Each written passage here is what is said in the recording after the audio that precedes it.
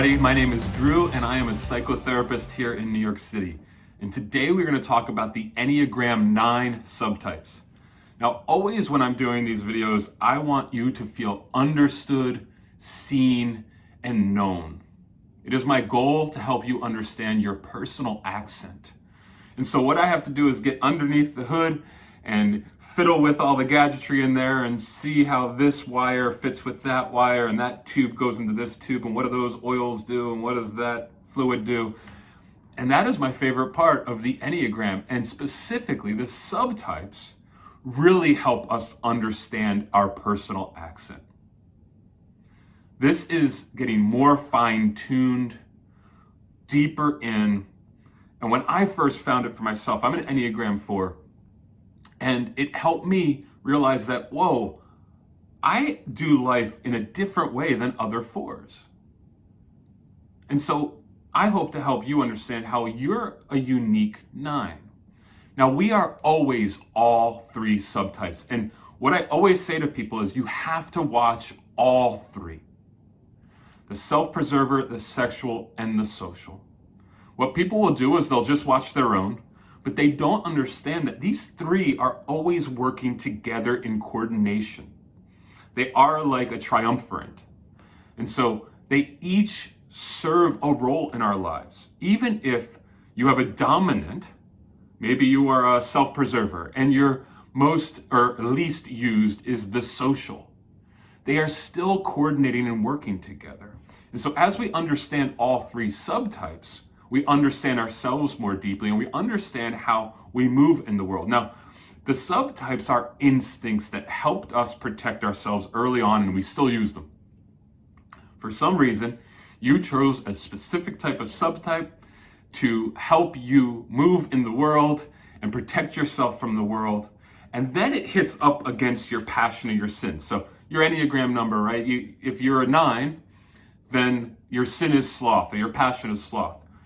And then your subtype, your instinct, hits up against that passion, and it creates 3 different types of 9s. And essentially, there's 27 different types of Enneagram numbers.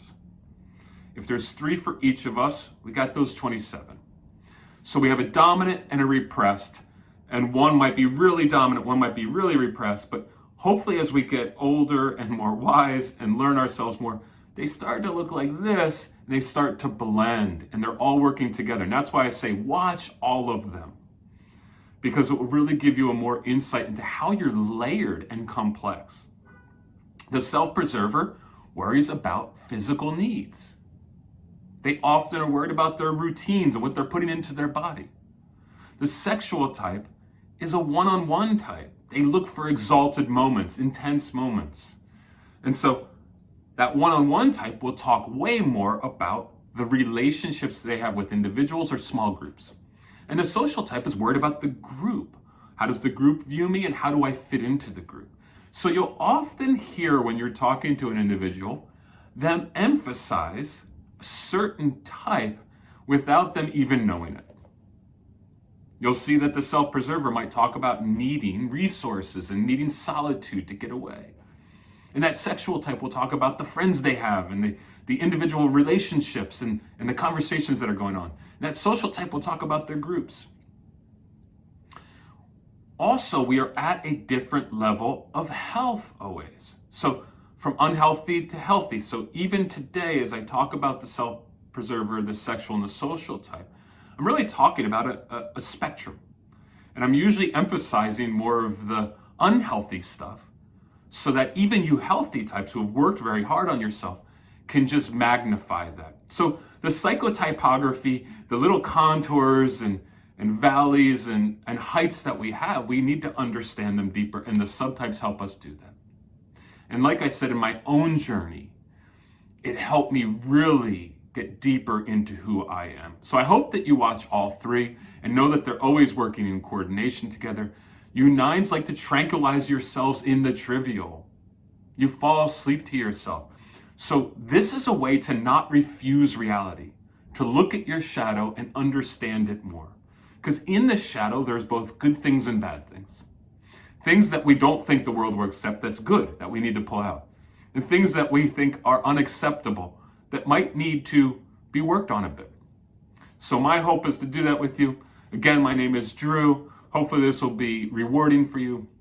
And if you want to reach out to me for individual work, whether long-term or short-term work, or even just one-time consultation, get in touch with me. You can do that on my Instagrams or on my website, drewnewkirk.com or drew@drewnewkirk.com.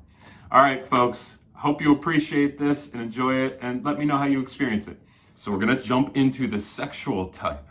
That's the one-on-one type. So what we are always trying to find with the Enneagram and with the subtypes is, what is the necessary amount of suffering that this type needs to go through? What specific areas do they need to be challenged on to get the best out of them? And the subtypes gives us this great insight into very specific ways, based on your most dominant to most repressed subtype, how you can start to really challenge yourself to get a bit deeper in and tinker with the electronics of yourself, the psychological education that you need, and the classes you need, in a sense, to really start working on some of those areas. So how do we decentralize the ego is really what we're trying to do here. And with the sexual type, we know that you guys as nines want to merge, want to have some kind of osmosis with people,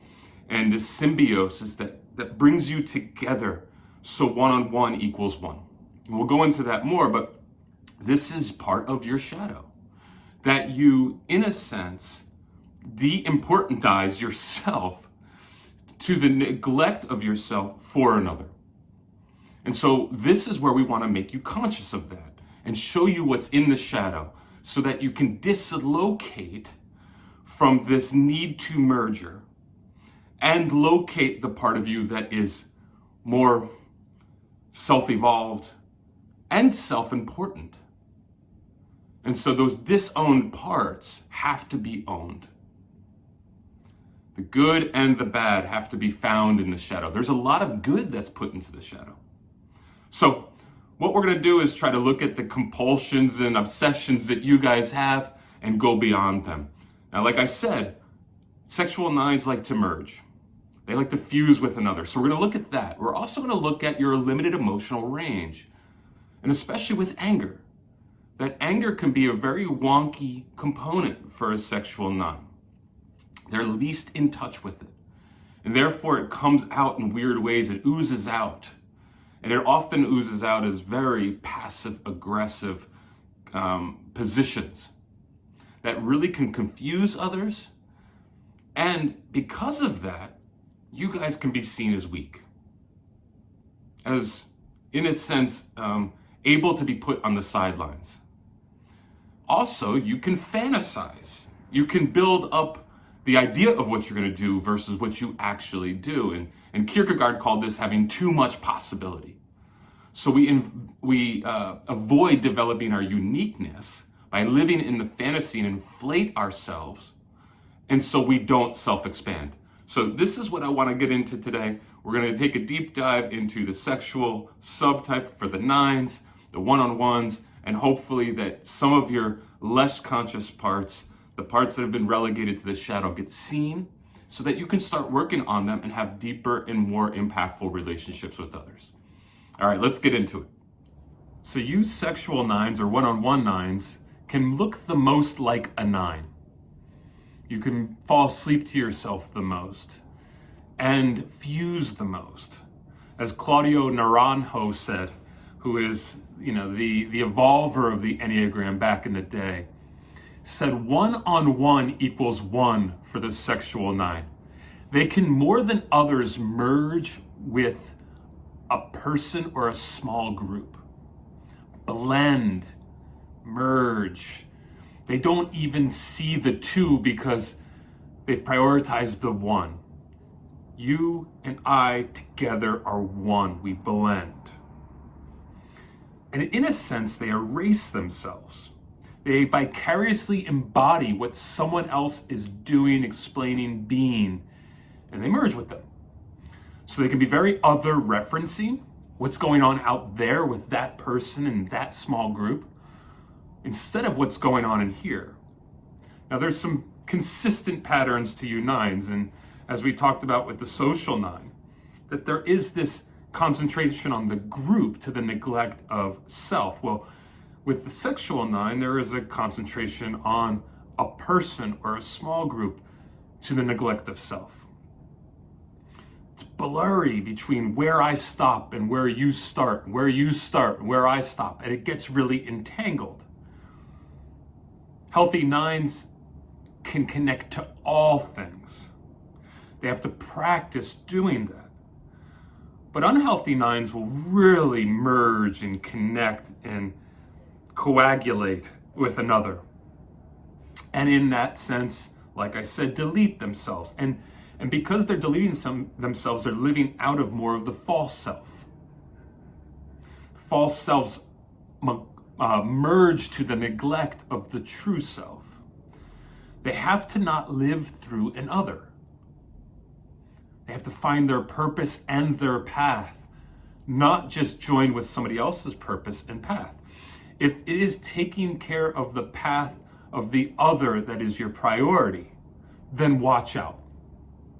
I notice this the most with romantic relationships. And many nines will expedite romance, love, to find meaning and add responsibility to their life externally.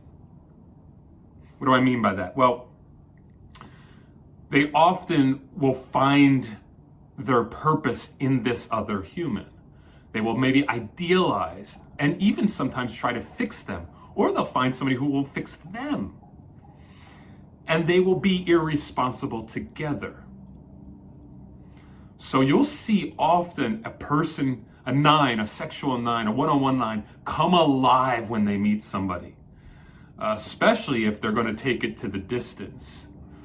When they find someone, they really find someone. There is a glue there. And a lot of their breakthroughs come because they found pain and joy in this relationship, in this love. Watching a friend who's a single sexual nine, you might be saying to yourself, this is boring, this is boring, this is boring. And then the person finds the love interest, and all of a sudden, who is this person? Now they have all the feels, and they're being a bit more decisive, and where they didn't have confidence and zest, now they have a little confidence and zest. And a few days just after meeting this person, suddenly they're saying hi to the world. Otherwise, they can be pretty disinterested in themselves. And sometimes when they're getting healthier, they will find interest in themselves as they find interest in another. They'll start to notice where their weak points are and where they fall short. And in that relationship, they'll start working on themselves. The problem is when they break up or they end the relationship, or the relationship gets stale, or they get married or whatever, and it gets boring, they can often fall asleep to themselves again. So often you'll see a nine kind of connect to somebody who will put some pressure on them, or will have a lot going on in their life that they have to find the energy to support this person. It is cool to see a nine's colors and contours change as they get in a relationship,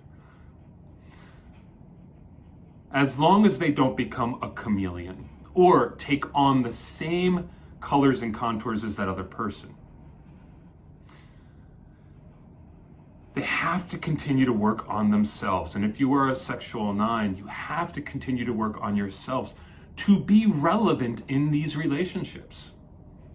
They will go stale. They will get boring if you do not prioritize you. So when a nine hasn't worked on themselves, and I mean in like therapy, self-help, all the shit we do to get better, meditation, yoga, mindfulness, all that stuff, and you enter in a relationship, watch out. Yikes. You will tranquilize yourself in romance and lose yourself even more. You have to have some kind of entrepreneurship in yourself, especially when you are in love. that is the time to step in a place of more self-knowledge. Because then you bring something to the table instead of just highlighting, emphasizing, taking care of, prioritizing this other human. And two, watch out for that merger that's so deep that you start to lose friendships or you start to disconnect from some of the things you love and are passionate about because you've totally absorbed yourself and had some kind of osmosis with this human. And that can go with friendships too. So just a challenge to keep on pushing yourself to know what's going on inside of here so you can bring more to the table in your relationships. So 1 and 1 equals 2. And you're both bringing a lot to the table and you do not lose yourself in this other person. There's enough friction and rubbing and electrical current because you are confronting your stuff and therefore confronting the stuff in the relationship where that rubbing can create something more beautiful. All right, let's go on to the next part. So as I was saying, you've got to watch out that you don't make your partner your full-time job.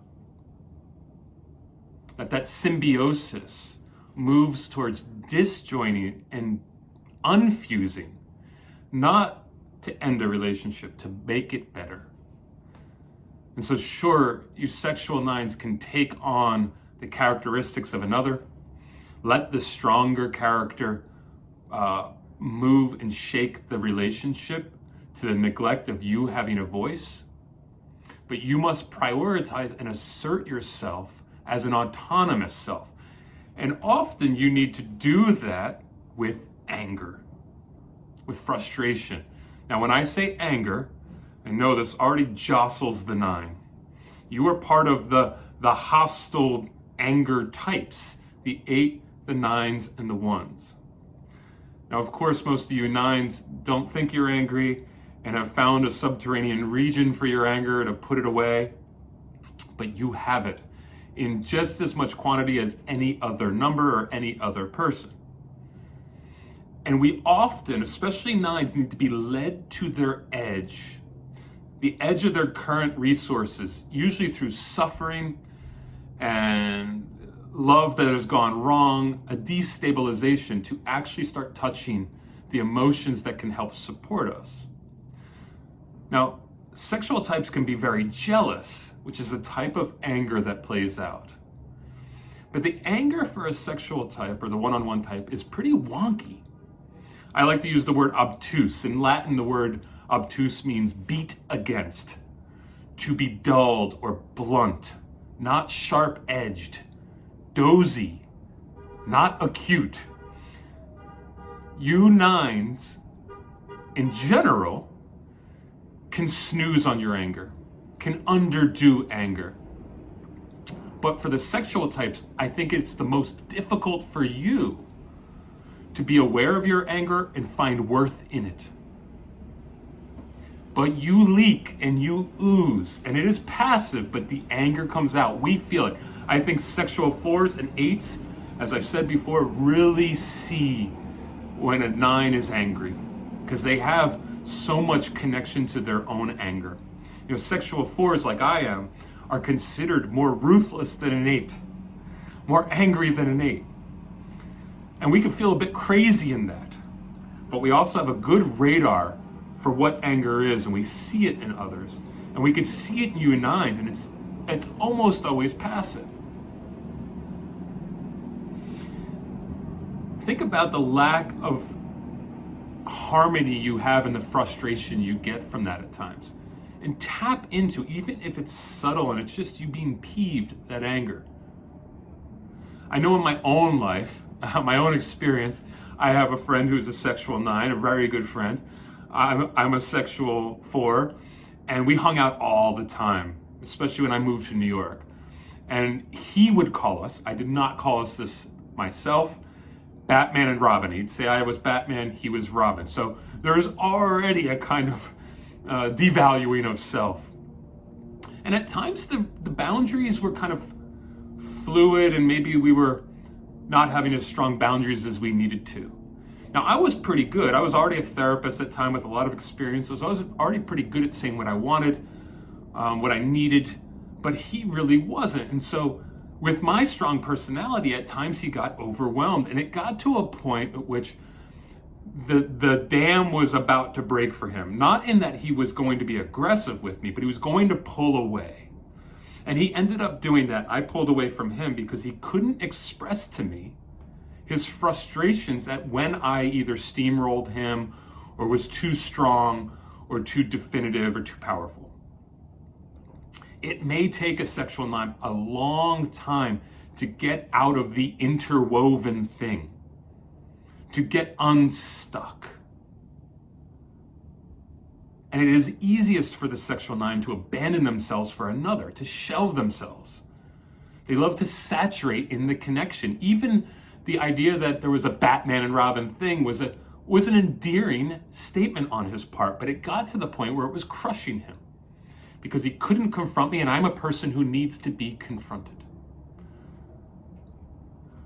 How he said fuck you to me, which was pulling away, it was passive, which made me more angry and more hurt.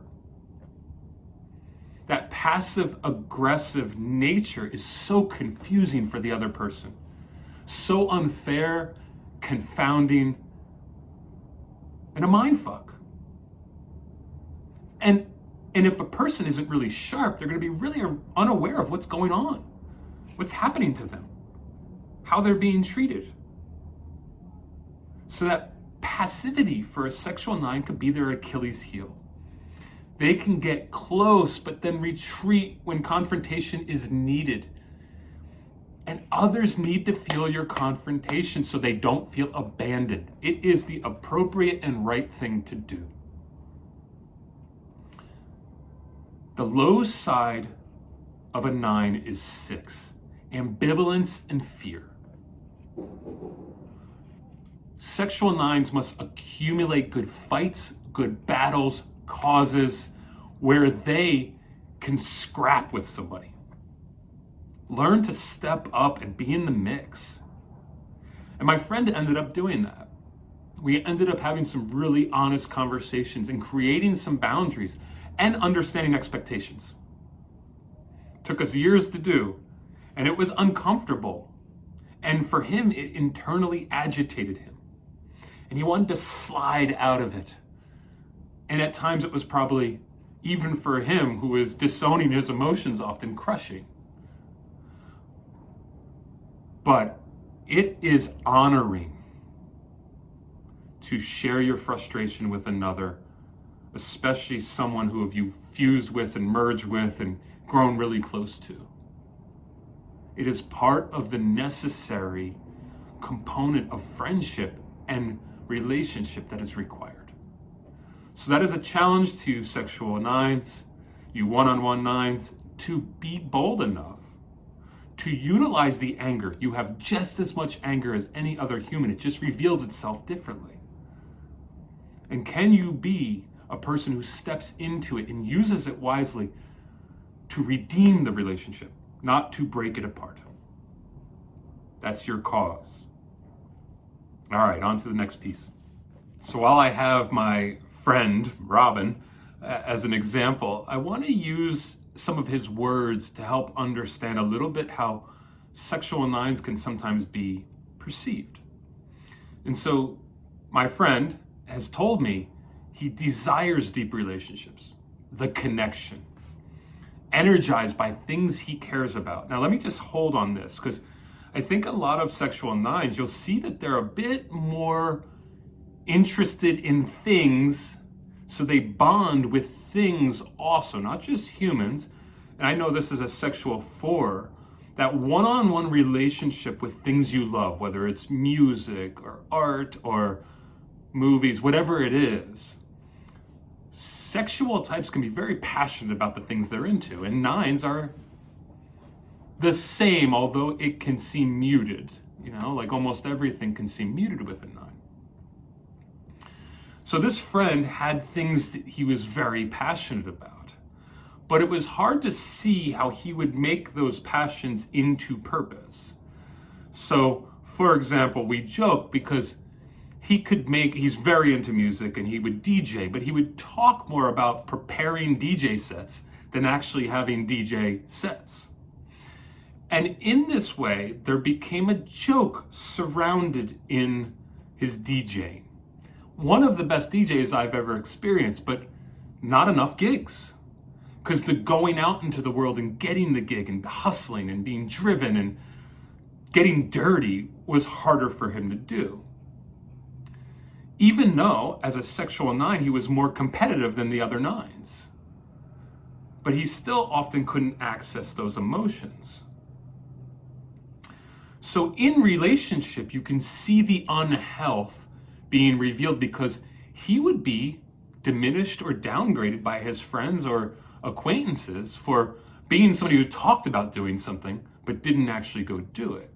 And what we found with sexual 9s is that they can often be considered the weakest of the bunch.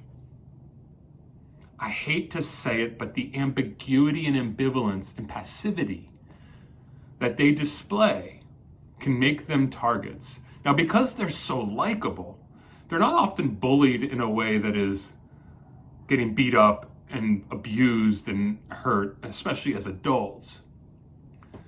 But people start reading into them a little bit and not take them as seriously. And that ambivalence is experienced as avoiding responsibility,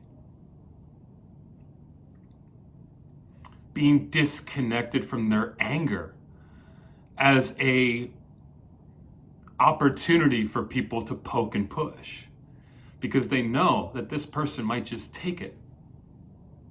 So for in others in their life, they see that ambiguity as this person not being 100% in, but they usually are. Like my friend was seriously into music and is to this day, and finally is gainfully employed as a DJ. But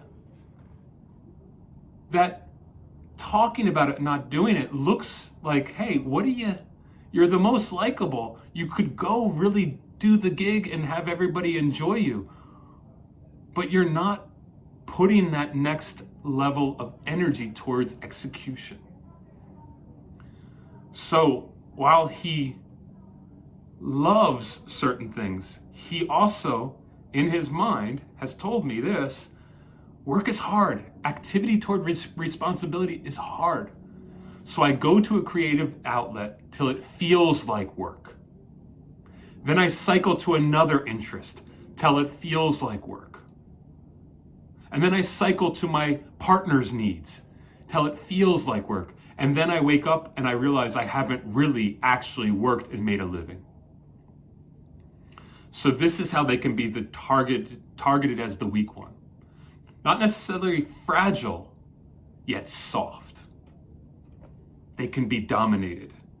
If the self-preserving 9 is a steamroller, the sexual 9 is steamrolled.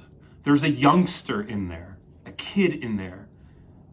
They might be really sharp, but people see them as a lad or a kid. And almost write them off as every Coldplay song, which is like about merger and love and desire, but not able to just make a relationship work, in a sense.